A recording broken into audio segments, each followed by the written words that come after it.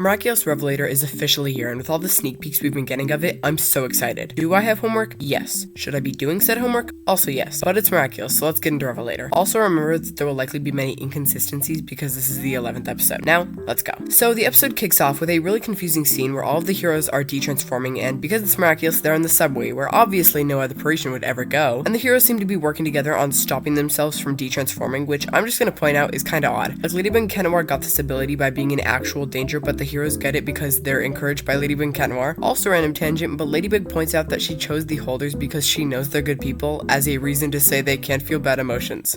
Huh? But that's just me nitpicking. Anyway, with the power of friendship, they managed to gain this ability. There's also this pretty cool sequence where the team is coming up with a group name like the Invincibles, the Best, and the Flamboyants, but instead Ladybug comes up with a genius name idea of the Miraculous. So they have a group name now, which was bound to happen anyway. Next we see Marinette, Adrien, ALYA, and Nino on the beach, where ALYA is telling Marinette about how she wishes she could do more with the blog. But then we see Adrien and Nino, where everyone is apologizing to Adrien for his dad's death, and Adrien's really down because of it, and also he wishes he wasn't famous so people would just leave him alone. The four then join together, and when Adrien's cone falls, this one girl just gives him hers because he and Marinette are a cute couple, which is so real because that's how we treat celebrity couples today. We then see a central problem with their relationship, and it's that some people kinda hate Marinette for being with Adrien, which is also how we treat celebrity couples. But Tom and Sabine get a call from a rando asking about it, and that's when we see why there are these haters. Turns out that once Vincent from the Pixelator episode from season 1 was rejected by Jagged Stone for a picture, he turned to conspiracy theorizing online. Man, the writers knew what they were doing, I swear. But basically, Vincent's whole thing is that he has no idea the truth about Adrien. He says that Adrien was great with Kagami, had a hero of a father, and now he is being puppeteered by Marinette. And we also see this. Guys, I love this episode already. But Marinette is, of course, very mad, especially when a recent video of Vincent essentially calls Marinette featureless, manipulative, and terrible to Adrien. Adrien, Marinette, and ALYA decide to talk about Vincent's videos, where Marinette and Adrien are like,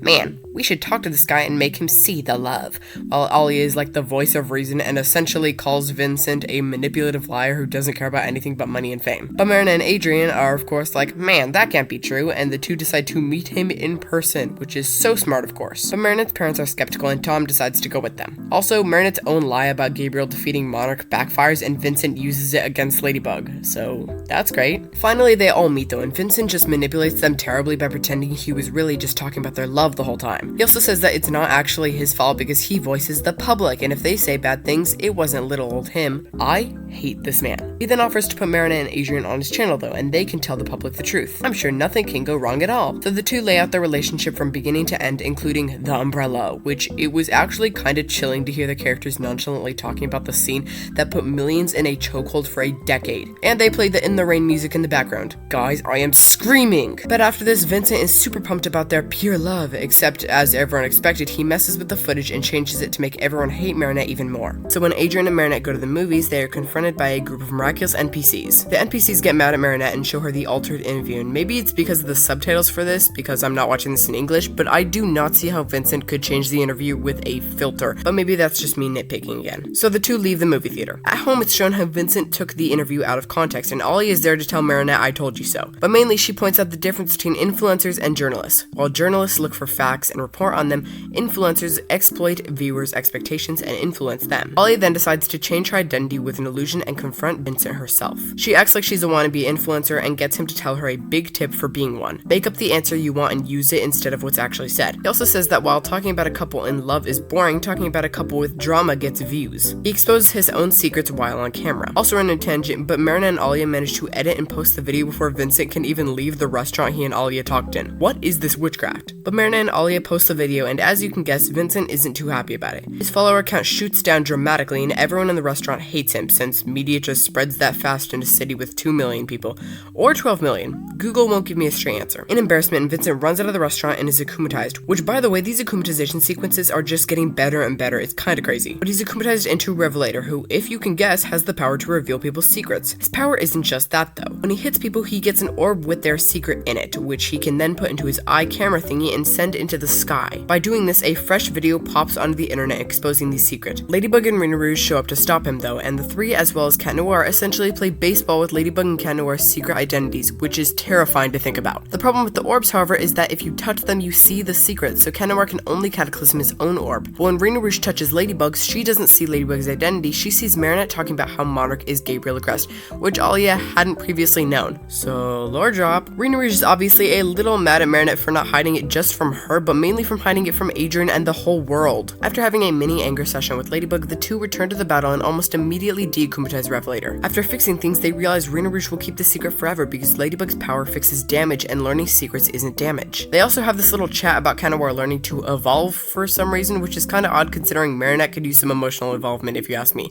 But then Kanawar does a Kamehameha with the Cataclysm, which causes Rena Rouge to forget the secret for some reason. Not sure how the power of destruction evolves into the power of obliviating, but sure. One miracle chime later and we see Cerise, or at least her hair and her hand, writing in her notebook as usual while she talks about how she has secrets. Man, who would have thought? After this, we see the four friends back on the beach, and while Adrian and Nino have fun, Marinette talks to ALYA about how she feels guilty about holding secrets from her, and ALYA supports her choice because she knows Marinette is doing it for her own good. After the cutesy ending picture, we see ALYA wondering what Marinette's secret is, and how she must help Marinette realize her goodness, I think. I'm not entirely sure, and that's the end of the episode. So yeah, this episode was kinda crazy. We got the heroes evolving, a nostalgic character back, Kanawar evolving, more, somehow, and Marinette thinking deeply about how many secrets she's holding from those closest to her. So let's talk about the main 3 points of this. First, there's the heroes evolving. We've known since season 3 because of Bunnix that the heroes would all eventually grow up and be able to use their powers more, but after season 4 and seeing Ladybug's power itself evolving to be able to make the miracle chimes,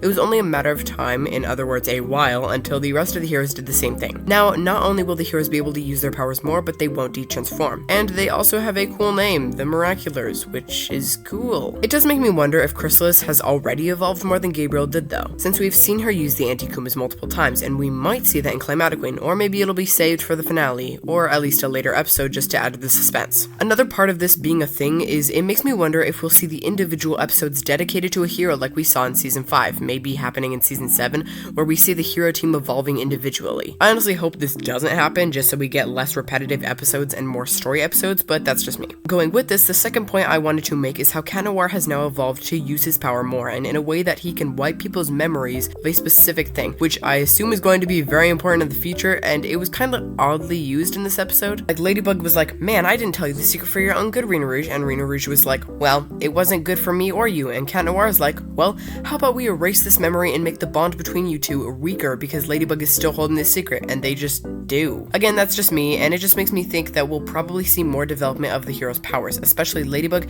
Kanawar, and maybe even Rena Rouge. The last point I wanted to make is about Marinette deciding to keep the secret about Monarch's identity. The episode makes it pretty clear about how this isn't good for Marinette, and it's causing her to feel guilt, which, as I already said, doesn't add up with how she decides to not reveal the secret. I understand that her motive is that while she feels guilty, she's doing it for everyone's good, except it's not, because her own lie backfired in this episode and caused a big havoc because she won't tell anybody. And considering that Alya's been there through all of her shenanigans, she won't be more than a little ticked off at Marinette, and their bond will grow. It's just a little weird to me, but I get where Marinette's coming from. So yeah, those are my thoughts on Revelator, the 11th episode of season 6, and the 5th so far to come. It was really good, 10 out of 10 episode, and I'm excited to see how it and Climatic Queen work together to make the timeline of this season make a little more sense. I hope you enjoyed, and I'd love it if you subscribed and maybe even liked, because you'd be super cool, and also I'm better than Vincent. Thank you so much for watching to the end. Love you all. Bye.